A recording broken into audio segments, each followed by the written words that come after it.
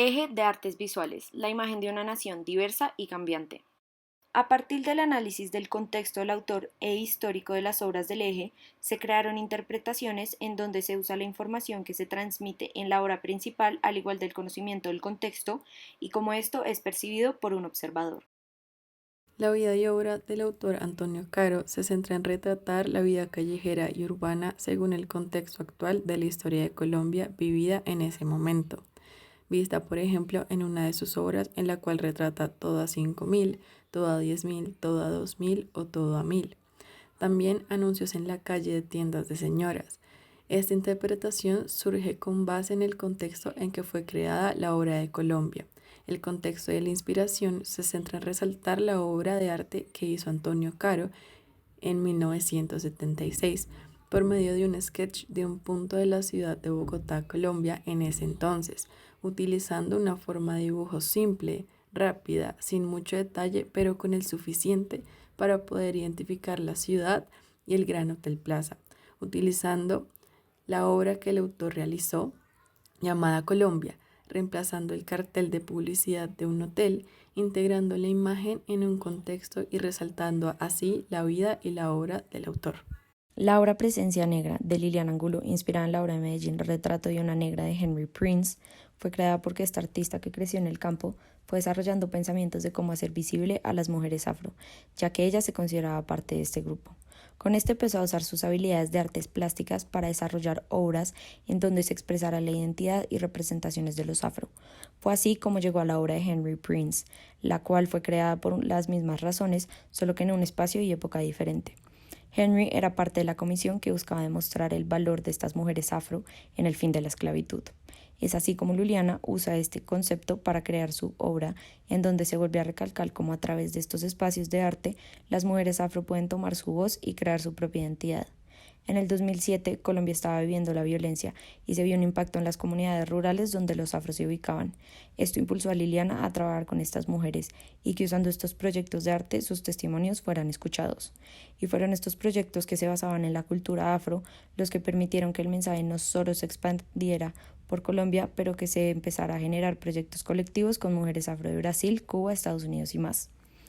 Entendiendo más la conexión del contexto del autor y el histórico, se creó esta interpretación que junta todas las informaciones contextuales como visuales de las obras.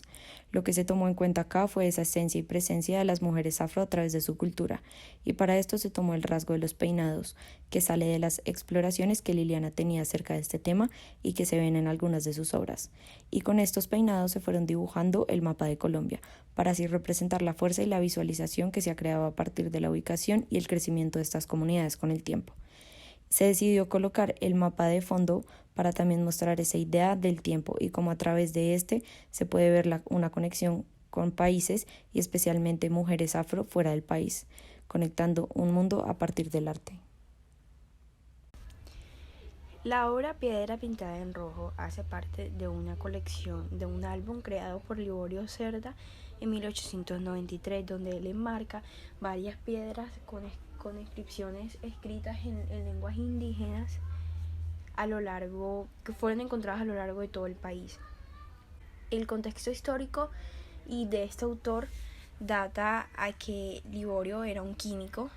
mayormente era un hombre del partido conservador que se interesó por estas piedras que fueron surgiendo en muchos lugares de Colombia y que pensó que era la oportunidad perfecta de usar las fotografías de las mismas para encontrar nuestra identidad nacional, ya que Colombia venía de salir de un proceso de descolonización y donde se había destruido el sueño de Simón Bolívar de la Gran Colombia. Éramos un país sin identidad y él pensó que una de las formas de encontrar nuestra identidad era yéndonos hacia nuestros antepasados, hacia nuestra historia y de dónde surgíamos, y esto era de los indígenas. Y toda esta historia, toda esta cultura, su lengua se podía ver en estas inscripciones que se encontraron, que representaban esta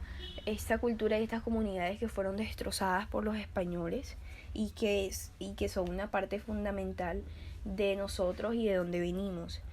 Él pensaba que nuestro patriotismo y nuestra identidad debería de surgir desde nuestros comienzos. Y por eso era importante resaltar este tipo de obras, este tipo de lenguas que venían con los indígenas y que habían sido olvidadas por muchos o que eran ignoradas y hasta el día de hoy siguen siendo ignoradas. Y el arte es una forma importante para poder representar esto. En la interpretación a la pintura es que son unas mujeres indígenas que están laborando, están cuidando de las crías de animales que ellas tienen, vestidas en ropa representativa de su cultura, y podemos ver a través del arte cómo su cultura es tan importante, cómo resaltan, cómo los colores son fundamentales para ellos. Y creo que es necesario usar la fotografía, usar la pintura, usar todos estos medios para resaltar esta cultura y encontrar nuestra identidad por medio de nuestros pasados. La obra número 4 es La violencia de Alejandro Obregón, pintada en 1962, y Fragmentos de Doris Salcedo, hecha en 2018. La violencia es una pintura típica a las obras de Obregón. La realizó para protestar contra la incivilidad de la época, al igual que otras pinturas realizadas entre 1948 y 1968. Obregón no la pintó a partir de un hecho en específico, sino a partir de un análisis de los acontecimientos que ensangrentaban a Colombia desde 1947.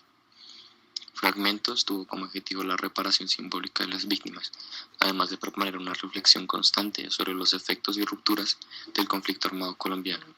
y así crear diálogos a partir de una nueva plataforma física y conceptual. Las dos obras se enfocan en las víctimas de la violencia en Colombia, siendo la primera obra, La violencia, la problemática, y la segunda, Fragmentos, la solución. Por ello, la interpretación a la que se llegó fue un collage donde las personas caminan sobre armas. Esto haciendo alusión a la obra de Fragmentos, que fue hecha con las armas que salieron del acuerdo de paz con las FARC, y así representar un pequeño paso que se llegó para acabar con la violencia en Colombia.